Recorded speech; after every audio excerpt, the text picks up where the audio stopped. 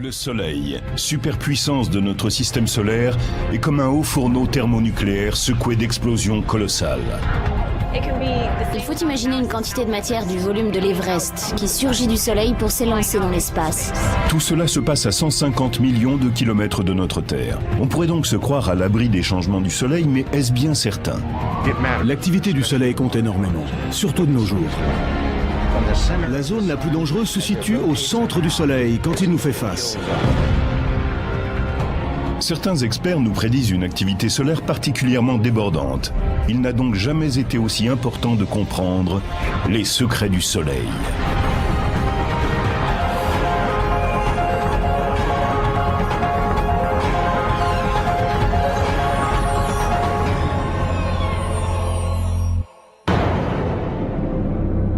Il y a des milliards d'étoiles dans l'univers, mais l'une d'entre elles est toute proche de nous, le Soleil. C'est une boule infernale, composée essentiellement d'hydrogène et d'hélium à l'état de plasma, qui bouillonne à des millions de degrés. De violentes explosions y font rage, et des tempêtes de radiation mortelle s'en élancent à travers l'espace. Notre Soleil fait partie de ces étoiles que l'on appelle des naines jaunes. Jaunes à cause de leur couleur, et naines parce qu'elles sont très petites, pour des étoiles.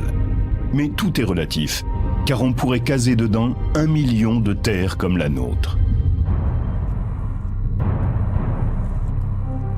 Dans le système solaire, aucune étoile n'est plus grande que le Soleil.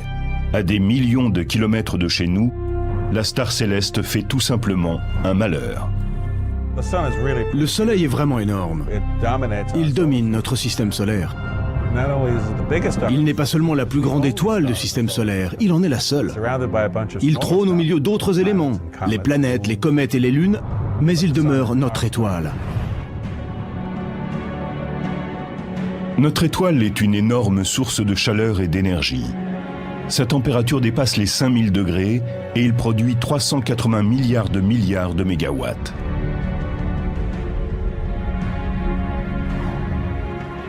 Il y a de quoi se sentir bien petit quand on sait que le barrage Hoover sur le Colorado ne produit, lui, que 2080 mégawatts. En l'espace d'une seconde, le Soleil dégage plus d'énergie que n'en a utilisé la civilisation humaine depuis sa naissance. Et le plus incroyable, c'est que cela dure depuis des milliards d'années.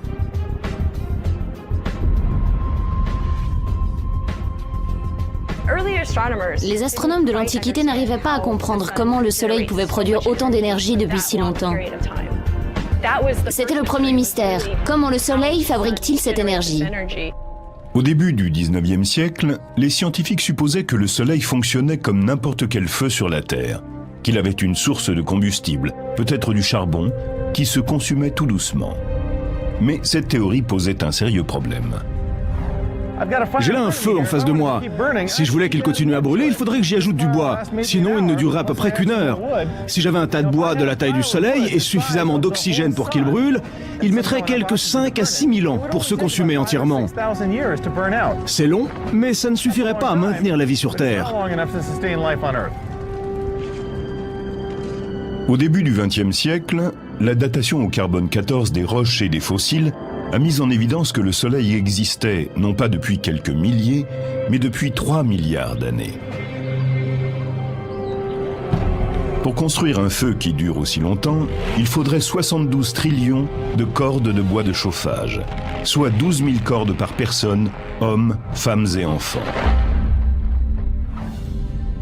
De toute évidence, il devait y avoir un autre moyen inconnu sur la Terre pour faire fonctionner le Soleil. Dans les années 20, les scientifiques ont trouvé la réponse à cette énigme, sous la forme d'un procédé qui sera exploité plus tard pour la bombe à hydrogène, la fusion nucléaire. La fusion a lieu quand des atomes sont précipités les uns contre les autres à une vitesse telle qu'ils fusionnent au sens propre du terme. Mais pour obtenir cette réaction, il faut réunir certaines conditions. Pour que l'interaction ait lieu, il faut que les deux protons aient une charge électrique positive, de sorte qu'ils se repoussent mutuellement. Et pour cela, vous devez les rapprocher suffisamment. Il faut qu'il fasse chaud, c'est-à-dire que les particules se déplacent très vite et soient assez denses pour se rapprocher et se heurter, de manière à se fondre les unes dans les autres. Le cœur du Soleil est un chaudron idéal pour la fusion nucléaire. Avec ses 15 millions de degrés, c'est l'endroit le plus chaud du système solaire. Et il est en plus d'une densité incroyable. Le cœur du Soleil est d'une densité 10 fois supérieure à celle du plomb. On pourrait penser qu'à une densité pareille, il devrait être solide, mais ce n'est pas le cas. Il est si chaud qu'il reste à l'état de plasma. Si l'on chauffe suffisamment un gaz, les électrons se détachent des atomes et se mettent à flotter librement. La matière ne se comporte donc plus comme un gaz, et on lui donne un autre nom, celui de plasma. Pour comprendre ce qui se passe au cœur du Soleil, il faut imaginer l'inimaginable. Quand je n'étudie pas le Soleil, je joue au billard. En fait, le Soleil est un endroit où des milliards de particules entrent en collision et en interaction. On dirait un peu une table de billard, mais à l'échelle du cosmos. Au billard, vous pouvez taper aussi fort que vous voulez. Le choc ne sera jamais assez fort pour qu'une boule entre en fusion avec une autre. Mais au cœur du Soleil, la pression et la densité sont si énormes que lorsque deux objets se percutent, ils fusionnent bel et bien.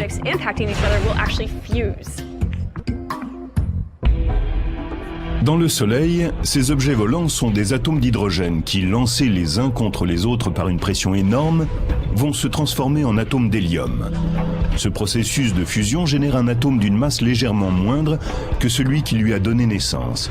Et c'est ce reliquat qui est libéré sous forme d'énergie.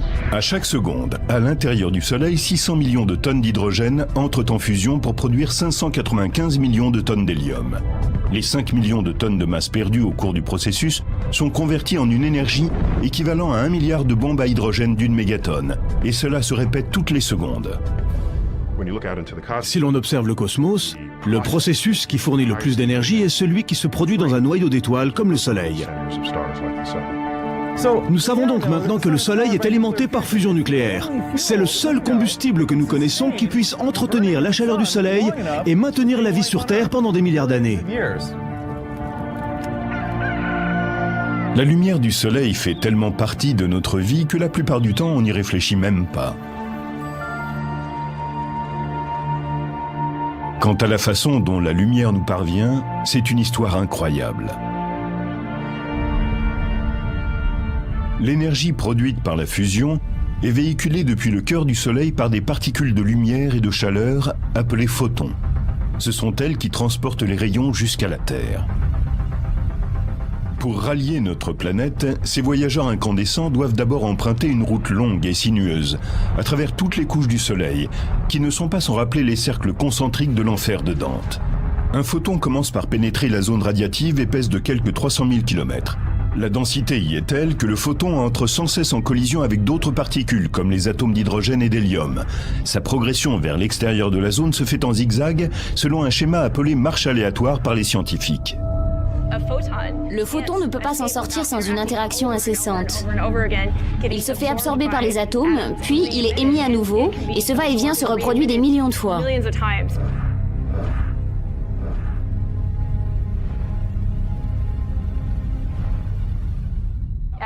Au fur et à mesure que l'on remonte vers la surface du Soleil, la densité décroît. Il y a moins de collisions et d'interactions, et la route est moins difficile. Enfin, quand il n'est plus qu'à environ 200 000 km de la surface, le photon entre dans la zone convective et le rythme soudain s'accélère. Le photon est attiré vers le haut par une sorte de bouillonnement. Il est happé par d'immenses colonnes de gaz qui le véhiculent à plusieurs centaines de km/h. Il ne lui faut alors plus qu'une dizaine de jours avant d'arriver à la surface du Soleil. L'incroyable voyage est presque terminé lorsque le photon émerge des gaz légers de l'atmosphère solaire. Arrivé là, il ne lui faut plus que 8 minutes pour franchir les 150 millions de kilomètres qui le séparent encore de notre planète. Incroyable mais vrai, lorsqu'elle finit par atteindre la Terre, la lumière du Soleil existe déjà depuis des centaines de milliers, voire des millions d'années.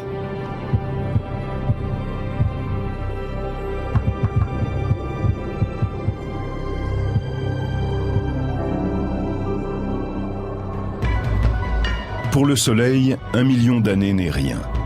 Le disque qu'il nous montre au couchant dans sa parfaite simplicité donne une idée fausse de sa longue et violente histoire.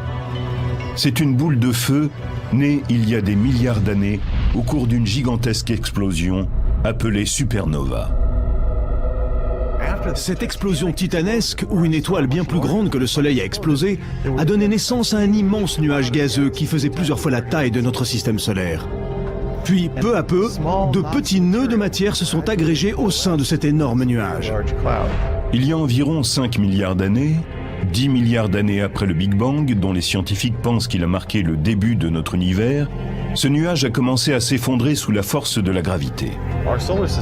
Notre système solaire est probablement issu d'un de ces nœuds de gaz autogravitants qui s'est amassé en tournant sur lui-même, un peu comme une patineuse tourne sur la glace en rassemblant les bras.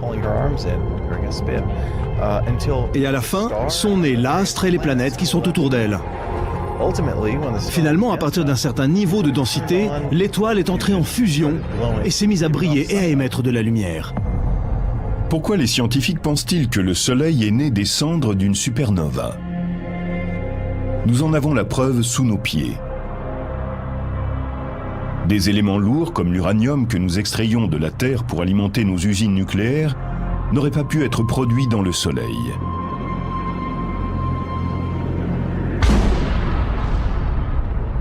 Ils ne peuvent avoir été créés que lors d'une catastrophe comme une explosion cosmique.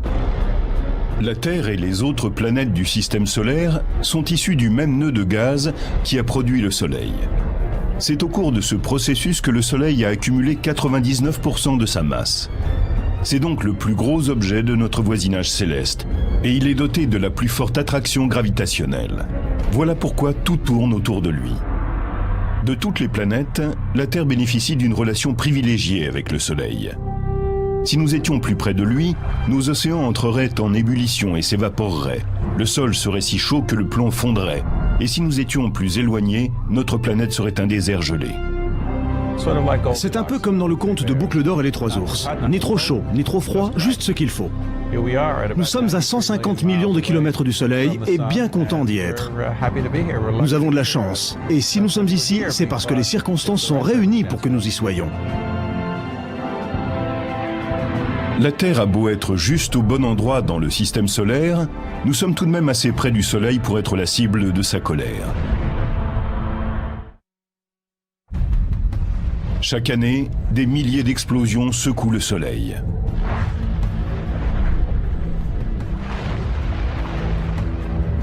On pourrait s'attendre à ce que de telles déflagrations soient produites par des réactions nucléaires survenant dans le noyau. En fait, ces déchaînements d'explosions solaires ont des causes magnétiques. Notre Terre étant un solide, elle présente un champ magnétique assez simple. Elle possède deux pôles, le nord et le sud. Voilà pourquoi une boussole est si utile pour trouver son chemin sur notre planète. Imaginez qu'au lieu des deux pôles, nous en ayons entre 1 million et 10 millions. C'est exactement ce qui arrive au Soleil. Le champ magnétique du Soleil est un sac de nœuds. Bien qu'il soit maintenu par la gravité, le plasma n'a pas une rotation homogène. Au niveau de l'équateur, le plasma accomplit une révolution tous les 25 jours terrestres, tandis qu'au pôle, il met environ 35 jours. Le Soleil est mu par une rotation que l'on appelle différentielle. Tout ce plasma tourne et se retourne, et c'est pour cela que les lignes de champ magnétique se retrouvent tortillées, vrillées et emmêlées.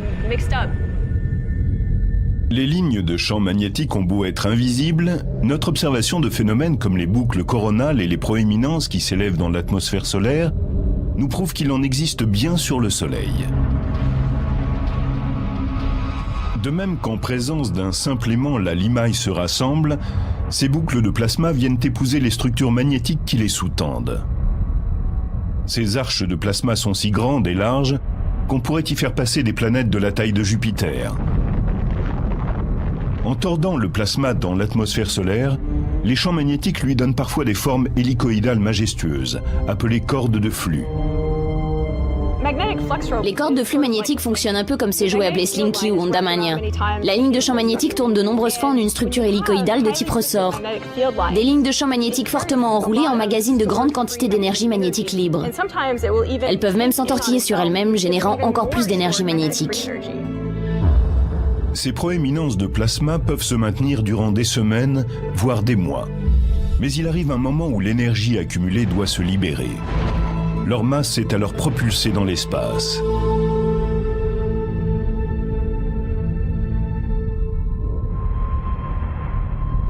Dans les zones où les volutes du champ magnétique solaire sont les plus nombreuses et les plus complexes, la chaleur qui bouillonne par en dessous est capturée et connaît des baisses de température avoisinant les 1000 degrés.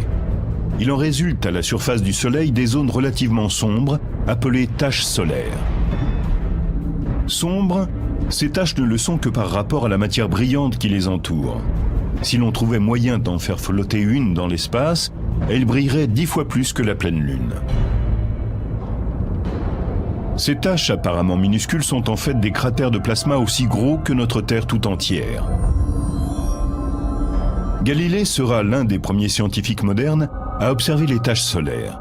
S'aidant d'une lunette, il projette l'image du Soleil sur le papier et en dessine les contours.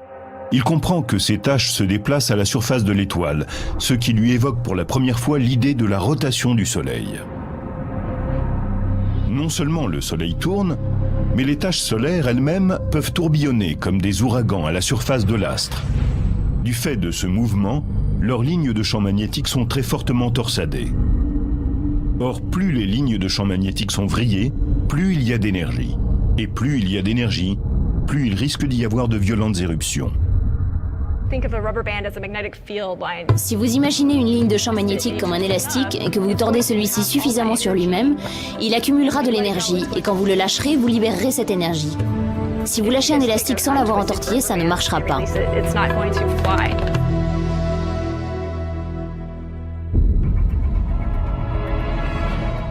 Quand une tache solaire libère son énergie magnétique, cela provoque d'énormes explosions dans le système solaire. Ce sont les éruptions solaires. Une seule éruption libère 1 milliard de mégatonnes d'énergie, c'est-à-dire la puissance d'1 million d'éruptions volcaniques sur Terre. Elles apparaissent sous forme de zones extrêmement brillantes. C'est la température de l'ordre de 10 millions de degrés qui produit cette luminosité. Ces éruptions peuvent durer des heures et elles dégagent une énergie colossale.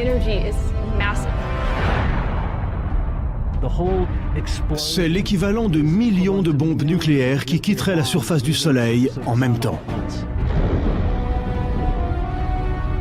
Les éruptions solaires ne se contentent pas d'exploser dans l'espace. Elles canalisent également des particules de haute énergie vers une couche du Soleil appelée chromosphère, où elles s'empressent de transférer leur énergie un peu comme une bille de choc heurtant le triangle. La bille de choc se comporte comme une de ces particules de haute énergie en provenance de la zone d'éruption. La bille de choc percute à grande vitesse les 8 billes du triangle, et une fois qu'elle a heurté la bille de tête, l'énergie se transfère aux billes de but qui partent dans toutes les directions à cause de cette énergie qui se répercute sur elles.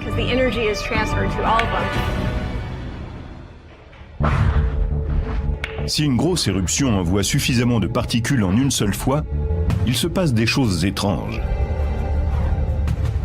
Voici des images d'archives d'un tremblement de soleil. En 1998, une éruption s'est produite dans la couronne. La matière qui jaillissait a heurté la surface du Soleil avec tellement de violence qu'il s'est formé des rides à partir du point d'impact. On dirait que l'on fait des ronds dans l'eau, mais il s'agit en fait de vagues de 3 km de haut qui déferlent à une vitesse dépassant les 400 000 km/h.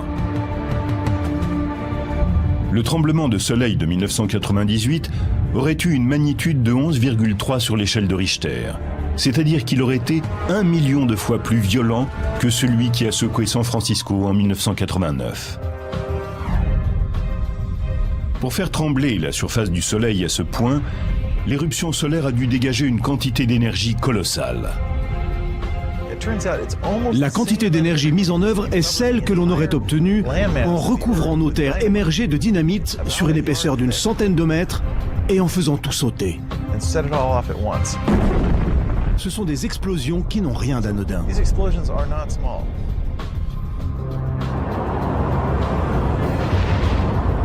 Les tremblements de terre ne sont pas les seules catastrophes naturelles qui aient eu leur équivalent sur le Soleil. Une éruption peut aussi déclencher un tsunami solaire. Des vagues de plasma foncent alors dans l'atmosphère solaire à une vitesse de plus d'1 million de km/h pour se disperser en l'espace de quelques heures.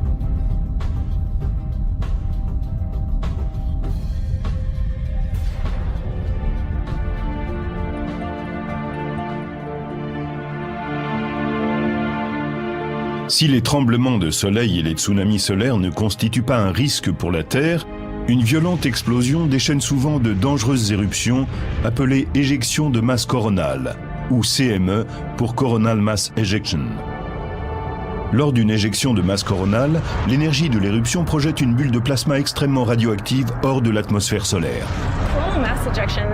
Les éjections de masse coronale ont des vitesses variables, mais elles peuvent atteindre 1200 à 1500 km par seconde. Ce n'est pas rien. Et elles propulsent une énorme quantité de matière. Il faut se représenter des quantités de matière comparables au volume de l'Everest, surgissant du Soleil pour s'élancer dans l'espace. Où va cette bulle de plasma radioactif et surchauffé en quittant le Soleil? Elle traverse parfois tranquillement l'espace. D'autres fois, elle peut choisir un cap plus proche de nous. Les éjections de masse coronale du Soleil constituent peut-être la menace la plus importante. Appelée aussi tempête solaire, elle catapulte d'énormes quantités de particules hautement radioactives à 150 millions de kilomètres dans l'espace. La plupart mettent plusieurs jours pour parcourir la distance qui les sépare de la Terre, mais certaines traversant le système solaire à des vitesses avoisinant les 10 millions de kilomètres/heure atteignent notre planète en moins de 16 heures. Ces tempêtes peuvent provoquer des courants dans l'exosphère, mettre hors système satellites et réseaux électriques aériens et causer autant de ravages à nos infrastructures qu'un ouragan ou une tornade. Mais qui, sur Terre, surveille ces explosions cosmiques potentiellement dangereuses? Nous voici au QG de l'agence américaine responsable de l'étude de l'océan et de l'atmosphère. Elle abrite les services de la météorologie américaine. Jour après jour, ces prévisions, observations et mises en garde sont des informations capitales pour le quotidien. Mais un autre groupe de techniciens moins connus travaille ici, dans un département spécial consacré à l'environnement spatial. Notre mission consiste essentiellement à surveiller le Soleil et à émettre des alertes, des observations et des avis sur son activité. Bonjour et bienvenue à notre briefing de 8h10. Nous avons une éruption de classe C provenant du limbe Est. Il y a donc un risque de CME. Nous n'avons pas noté la présence de protons, mais il y a des électrons. Notons que c'est dans cette région que naît toute l'activité de décembre. Il va se passer des choses dans les semaines qui viennent. Ces météorologues de l'espace sont sur le qui-vive quand s'annoncent des tempêtes solaires susceptibles de perturber la vie sur Terre. Comme elles se composent de particules ionisées, notre champ magnétique commence par les faire dévier de notre planète, un peu comme des vagues se brisent de part et d'autre de la proue d'un bateau. C'est très important, parce que si elles entraient directement en collision avec l'exosphère, elles en arracheraient des morceaux qu'elles projetteraient dans l'espace. Si la planète Mars n'a pas d'atmosphère, c'est notamment parce qu'elle n'a pas de champ magnétique fort. Au fil de millions, peut-être même de milliards d'années, sous l'influence de vents solaires et de CME qui passaient par là, son atmosphère était progressivement projetée dans l'espace. Mais notre champ magnétique n'a rien à voir avec le champ de force des films de science-fiction. Certaines particules peuvent le pénétrer et ioniser l'exosphère.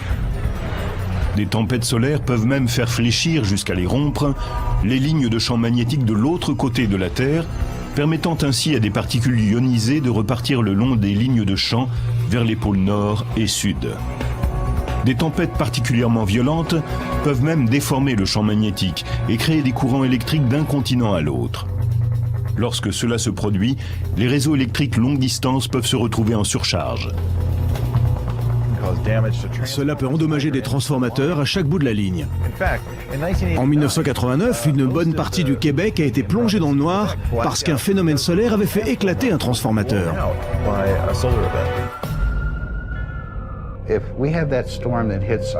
Quand ce genre de tempête touche notre système de communication, nos usines électriques et toutes les installations dont nous dépendons, c'est le chaos.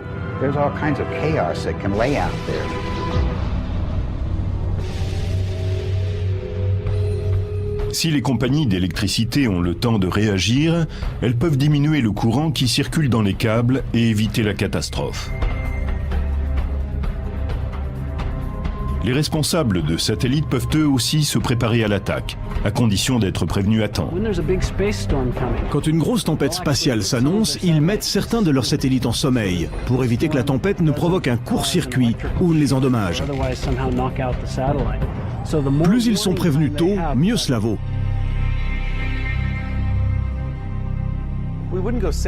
On ne prend pas la mer sans consulter la météo.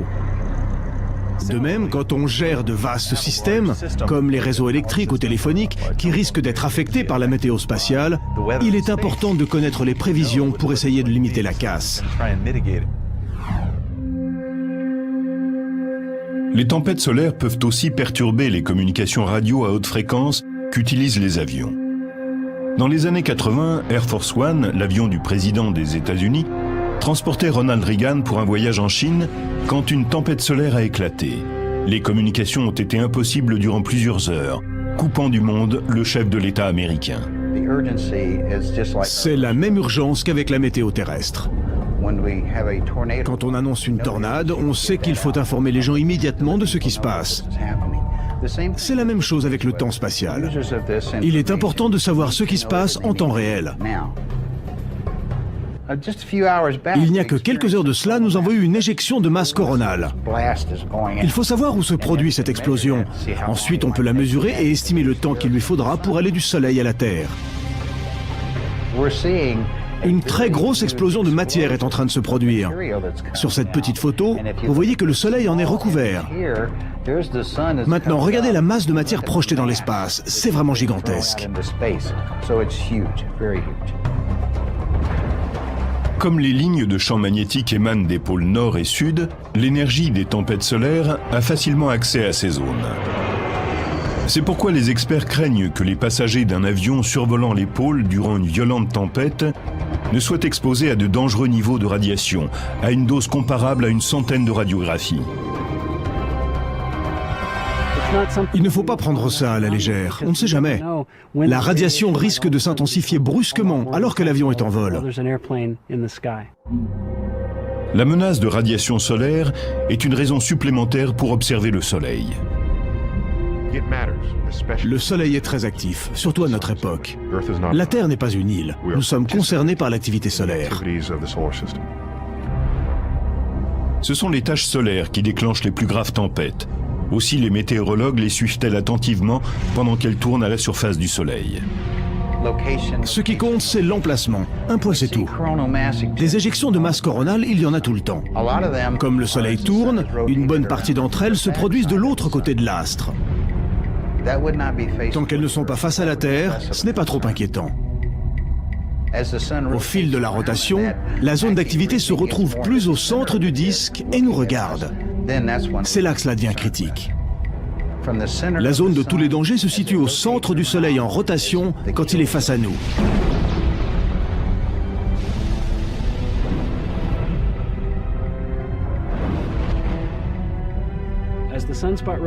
C'est lorsque les taches solaires commencent à faire face à la Terre que la tempête devient vraiment préoccupante. Si elle se forme à ce moment-là, elle peut viser directement la Terre et heurter la planète de plein fouet.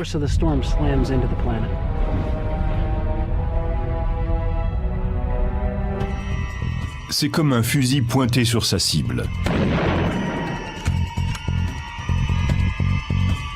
S'il met dans le mille, les dégâts sont d'autant plus importants.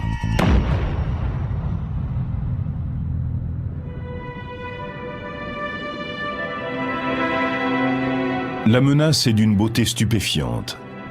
Les tempêtes solaires créent des lumières somptueuses, aux couleurs miroitantes. Les aurores.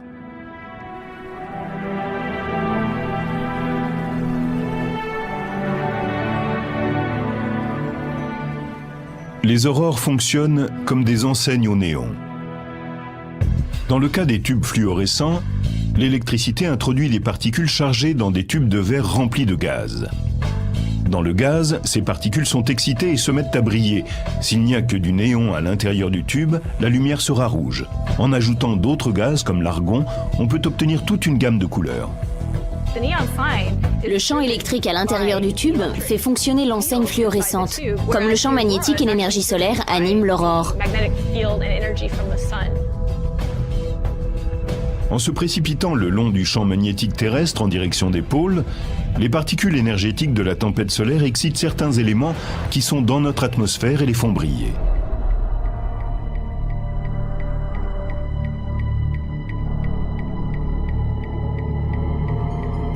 Les molécules d'oxygène émettent une couleur rouge ou verte, tandis que l'azote émet des roses, des bleus et des violets.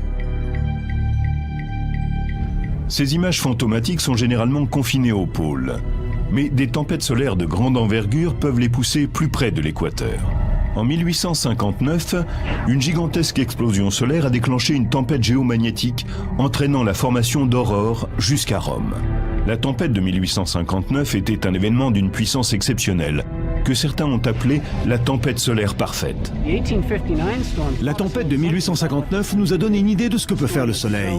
C'était une tempête si intense et l'alignement était si parfait que les ressources naturelles de la Terre en ont été tout simplement submergées.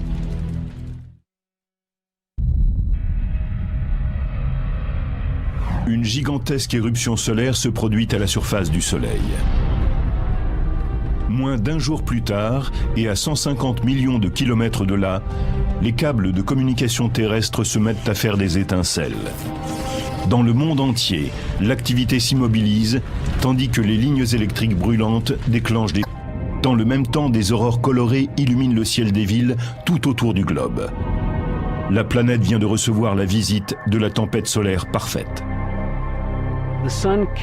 Le Soleil a fait jaillir cette colossale explosion et une incroyable quantité d'énergie a foncé vers la Terre. Non seulement c'était l'une des 2 tempêtes les plus violentes jamais enregistrées, mais c'était aussi l'une des plus rapides. Surgissant d'une tache pointée directement vers notre planète, elle s'est précipitée sur la Terre en moins de 18 heures.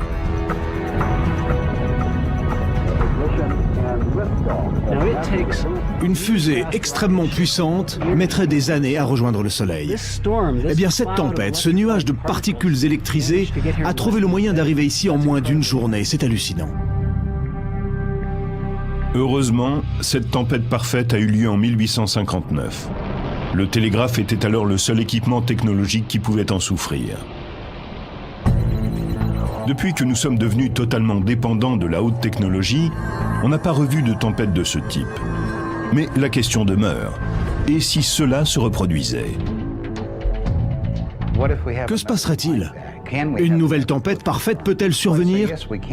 La réponse est oui, il n'y a aucun doute. Et comparé à celle de 1859, ses effets aujourd'hui pourraient être dévastateurs.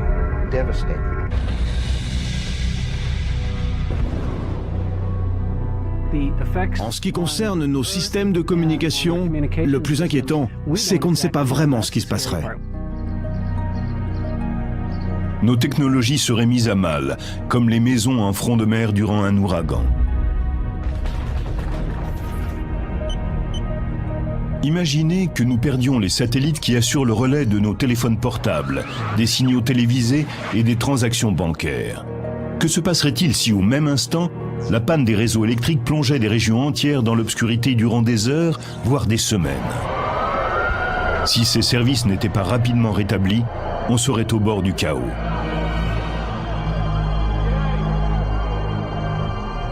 Il y aurait une répercussion en chaîne sur toute la société. Cela toucherait tous ceux qui vivent sur Terre. Les tempêtes solaires sont aussi difficiles à prévoir que les ouragans. Si les météorologues n'ont pas les moyens techniques de prédire la prochaine tempête parfaite, ils savent en revanche qu'elle devrait se produire à l'apogée du cycle solaire de 11 ans. Ce qui se passe, c'est que le Soleil inverse la direction de son champ magnétique tous les 11 ans. C'est-à-dire que tous les 22 ans, il revient à son point de départ. Au fur et à mesure que l'on approche du changement de cap, tous les 11 ans, Le nombre de taches solaires augmente et l'on note un pic de l'activité solaire. On parle de maximum solaire. Et ces phases sont entrecoupées tous les 5 ans environ de périodes appelées minimum solaire. Ce mouvement s'étale donc sur 11 ans, avec un soleil hyperactif et pris de folie. On dirait les feux d'artifice du 14 juillet. Puis cela se calme, et pendant quelques années, le soleil est assez paisible, jusqu'à atteindre un creux où il n'y a plus guère qu'un pétard qui éclate de temps en temps. Tout comme la saison des ouragans, les maxima solaires sont d'intensité variable.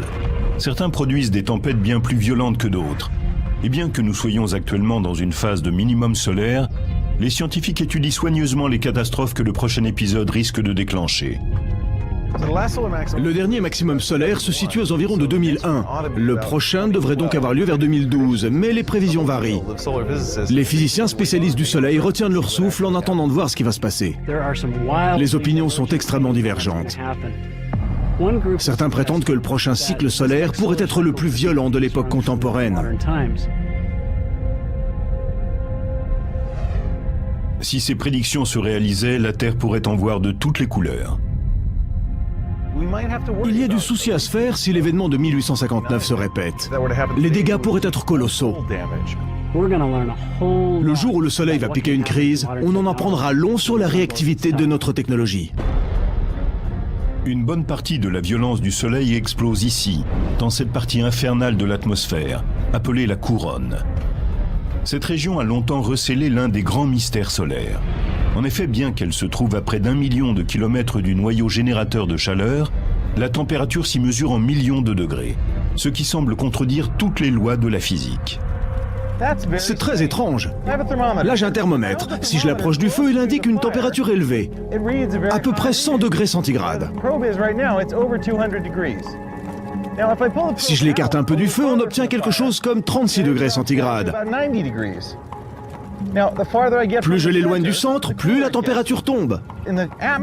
Dans la couronne du Soleil, il fait aussi chaud que dans le noyau. C'est à peu près comme si je disais que là, loin derrière moi, la chaleur du feu était semblable à celle du feu lui-même, alors qu'on en est très éloigné. Qu'est-ce qui peut bien causer cette surchauffe de la couronne? La réponse est plutôt étonnante. Dans l'enfer de la couronne solaire se déchaînent des millions de degrés. Des siècles durant, les scientifiques se sont demandé comment quelque chose d'aussi éloigné du noyau solaire pouvait brûler aussi fort. Récemment, des satellites très sophistiqués ont offert une vue plus précise de la surface solaire, et certains indices ont commencé à apparaître. Sous la couronne, la surface du Soleil bout littéralement. Toute la surface du Soleil est recouverte de cellules de convection. De la matière en fusion s'en élève, atteint la surface, se refroidit en brillant, c'est la lumière que produit l'astre, puis retombe. Chaque bulle de matière qui émerge et qui fait approximativement la taille du Texas s'étale à la surface, refroidit et retombe en l'espace de 5 minutes. C'est un processus d'une violence incroyable et qui se produit à des millions d'endroits sur toute la surface du Soleil, 24 heures sur 24.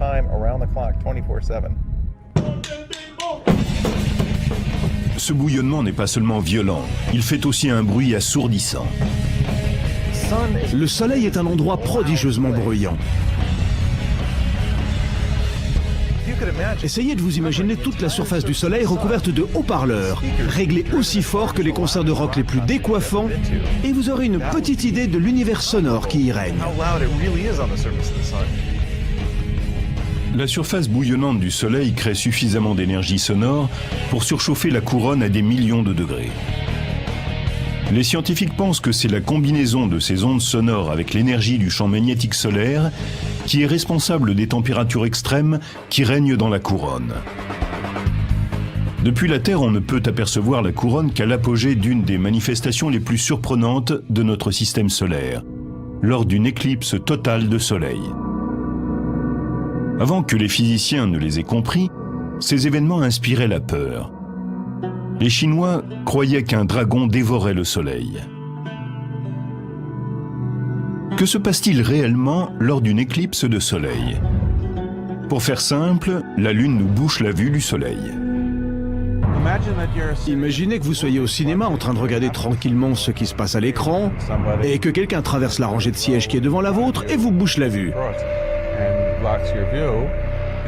Au cinéma, peut-être n'apprécieriez-vous pas que cette personne vienne vous boucher la vue. Mais dans le cas d'une éclipse, c'est une chance que la Lune vienne se placer devant le Soleil. On en est même ravis. C'est également une chance que la Lune, 400 fois plus petite que le Soleil, soit aussi 400 fois plus près de nous. Cette coïncidence cosmique signifie que les deux objets se trouvent avoir apparemment la même taille dans notre ciel, de sorte que l'une vient obscurcir parfaitement le second. Ce somptueux événement cosmique ne se produit que lorsque le chemin de la Lune croise la ligne qui sépare la Terre du Soleil. L'orbite lunaire est légèrement inclinée d'environ 5 degrés. Si ce n'était pas le cas, nous aurions une éclipse tous les mois. Ce serait ennuyeux. Mais si l'on ne s'ennuie pas, c'est que la plupart du temps, la Lune passe au-dessus ou en dessous de cette ligne qui relie la Terre au Soleil. De sorte qu'au lieu d'en avoir une fois par mois, on a une éclipse totale quelque part sur Terre tous les 18 mois environ. En se glissant face au Soleil, la Lune projette une ombre sur la Terre. La partie externe, où l'ombre est plus légère, s'appelle la pénombre. Si tandis qu'elle se déplace à la surface de la Terre, vous vous trouvez dans l'espace que trace la pénombre, vous ne verrez qu'une éclipse partielle. Mais si vous allez vous poster sur le chemin de cette zone interne, foncée, appelée l'ombre, vous pourrez apprécier le spectacle majestueux d'une éclipse totale. Si vous ne pouvez vous rendre sur le chemin de la totalité, il reste une solution. Attendez quelque part suffisamment longtemps et une éclipse totale passera juste au-dessus de votre tête, environ une fois tous les 300 ans. Le Soleil, brillante étoile de notre système solaire, peut être à la fois d'une beauté époustouflante et d'une violence féroce. Et même si c'est difficile à croire, il ne sera pas éternellement là. Même le Soleil doit mourir un jour. Le Soleil renferme dans son noyau une quantité de carburant déterminée. Et il est soumis à la fusion à un rythme que l'on peut calculer. Admettons que nous ayons ici la vitesse de combustion de son carburant et ici la quantité de carburant dont il dispose. Un calcul très simple met en évidence le moment où le Soleil va mourir d'ici 5 milliards d'années. C'est dommage, mais le Soleil ne s'éteindra pas avec éclat. Il est trop petit pour exploser comme une supernova. Les étoiles ont une spécificité. Elles comptent parmi les rares éléments qui refroidissent en se réchauffant. Tandis qu'elle épuisera son carburant, l'hydrogène, notre plus proche étoile se refroidira et s'effondrera petit à petit sous l'effet de la gravité. L'énergie générée par cet effondrement commencera à réchauffer le noyau à des centaines de millions de degrés, une température à laquelle l'hélium brûle. Sous l'effet de la chaleur que produira l'hélium en brûlant, le Soleil se dilatera jusqu'à devenir un globe monstrueux appelé géante rouge. À force de gonfler, il pourra engloutir les orbites de Mercure, de Vénus et de la Terre. Mieux vaut ne pas être dans les parages à ce moment-là. Avant cela, nous devrons passer d'une planète à l'autre pour assurer notre sécurité. Tandis que l'étoile se dilatera, la Terre changera légèrement d'orbite pour ne pas être engloutie. Il n'empêche qu'en termes de réchauffement, mieux vaudra ne pas traîner par là. Les strates externes de notre Soleil deviendront finalement si instables qu'elles éclateront dans l'espace, laissant derrière elles un petit noyau de la taille de la Terre à peu près. Reprenons. La taille du Soleil, qui fait 1 600 000 km de diamètre, sera revenue à celle de la Terre, qui fait à peu près 10 000 km de diamètre. Ce qui fut notre plus grande étoile sera devenu un noyau de cendres qui se refroidissent lentement. La vie sur Terre telle que nous la connaissons cessera d'exister. C'est ça, la mort du Soleil. Voici de bien mauvaises nouvelles pour le genre humain. Mais voyons les choses du bon côté. Nous avons 5 milliards d'années pour nous préparer à la catastrophe. Pour l'instant, l'humanité continue de se prélasser à la lumière d'un soleil qui n'est qu'à l'aube de son existence. La science a percé bon nombre de ses secrets, et sa colère nous inspire aujourd'hui plus de méfiance que sa beauté ne suscite notre admiration.